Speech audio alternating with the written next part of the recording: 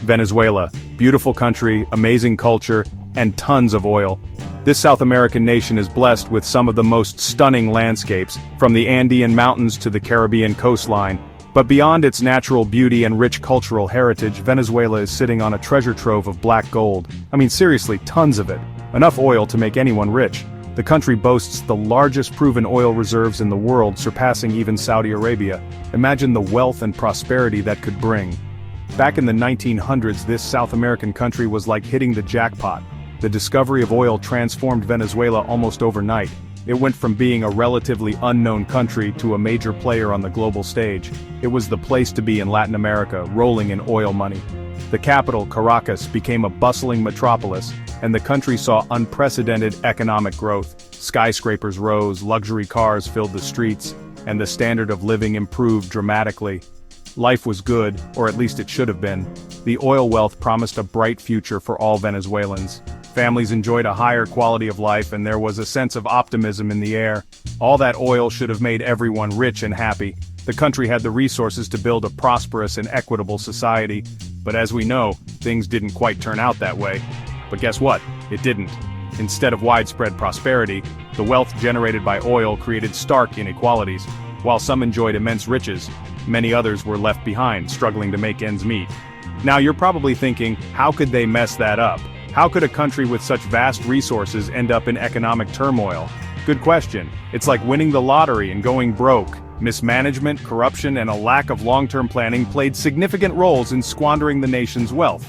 Except, instead of a lottery ticket, it's a super valuable resource that everyone needs. Oil is the lifeblood of modern economies, and having control over such a resource should have been a game-changer for Venezuela. And instead of one unlucky person, it's a whole country left scratching their heads. The promise of oil wealth turned into a curse, leading to economic instability and social unrest. Get ready, because we're going to explore how Venezuela's economy went downhill.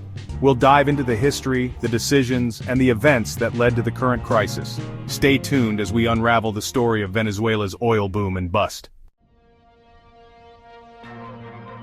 1. Big year. Disco was cool, bell-bottoms were groovy, and Venezuela decided to take charge of its oil. They called it nationalization. The government took over the oil industry, creating PDVSA, the National Oil Company. Seemed like a smart move. Why let foreign companies take all the profits, right? The idea was simple. Oil money for the people. Schools, hospitals, roads. Everything was supposed to get better. But the government didn't do a good job. Nationalization created a big problem that hurt Venezuela's economy. Oil money is tricky. It's like a double-edged sword. On one hand, it has the potential to bring immense wealth and prosperity to a nation. On the other, it can become a breeding ground for corruption and greed. It's easy to steal, like trying to hold onto a wet bar of soap. The more you try to grasp it, the more it slips away. This is exactly what happened in Venezuela. And in Venezuela, that money went straight into the pockets of corrupt government officials. They lived lavishly, driving luxury cars and living in opulent mansions, while the average citizen struggled to make ends meet. PDVSA, once a source of national pride, became a way for them to get rich. The company, which was supposed to be the backbone of the nation's economy, turned into a cash cow for the corrupt elite. We're talking stealing, shady deals, and lots of bribes. The level of corruption was staggering, with money changing hands in dark alleys and behind closed doors. This wasn't just a few bad guys. Corruption was everywhere. It permeated every level of government and society, making it nearly impossible for honest people to get ahead. It spread from the oil industry to the entire government. Need food, medicine. Basic necessities became luxuries that many couldn't afford. Too bad, because someone probably stole the money for it, leaving the Venezuelan people with nothing. The impact of this corruption was devastating, leading to widespread poverty and suffering. Then came Hugo Chavez, a popular leader who promised to share the country's wealth. His plan? Use oil money. He created social programs called the Bolivarian missions. Things seemed to be improving. Fewer people were poor, healthcare got better, and more kids went to school. But there was a problem. This system depended on high oil prices, and like a tower of blocks, it was going to fall apart eventually. Ever heard the saying, Don't put all your eggs in one basket? Venezuela didn't listen. They focused everything on oil and forgot about other industries. Then, something terrible happened. Oil prices crashed. The money that supported Chavez's plans disappeared quickly. This wasn't just a small drop in prices, it was a huge crash. And Venezuela's economy, completely dependent on oil, went into a tailspin. The good times were over, and the bad times were just beginning. Facing a collapsing economy, Chavez's successor, Nicolas Maduro, did the worst thing possible. He printed tons of money. It's like trying to put out a fire with more fire. The result? Super high inflation, so bad it makes other countries' inflation look tiny. Prices doubled, tripled, even went up 5 times overnight. People needed wheelbarrows full of cash just to buy bread. Venezuela's money became worthless. As if things weren't bad enough, other countries stepped in with sanctions. Sanctions are complicated. Some people say they're necessary to pressure bad governments. Others say they hurt regular people the most. In Venezuela, the sanctions, especially those from the US, made things even worse. They hurt the oil industry, preventing Venezuela from selling oil.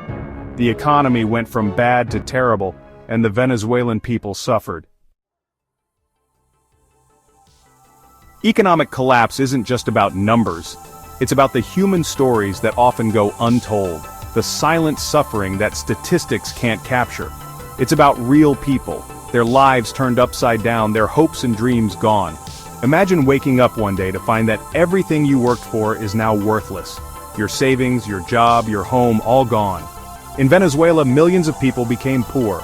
The middle class vanished almost overnight, and the gap between the rich and the poor widened dramatically. People who once had stable jobs and comfortable lives found themselves struggling to survive. Hospitals didn't have supplies, schools couldn't teach properly, and food became too expensive. The healthcare system collapsed, leaving countless people without access to essential medical care. Education suffered as schools couldn't afford basic supplies, and teachers went unpaid. This wasn't just an economic crisis, it was a humanitarian disaster. Families were torn apart, children went hungry, and communities were shattered. The social fabric of the nation was ripped to pieces. Millions of people left their homes looking for safety in other countries. The exodus was one of the largest in recent history, with people walking for days, sometimes weeks, to reach a place where they could find refuge. The Venezuelan diaspora, the people who left, shows how bad things got because of bad government decisions, corruption, and political problems. These people didn't want to leave their homes, they were forced to by circumstances beyond their control.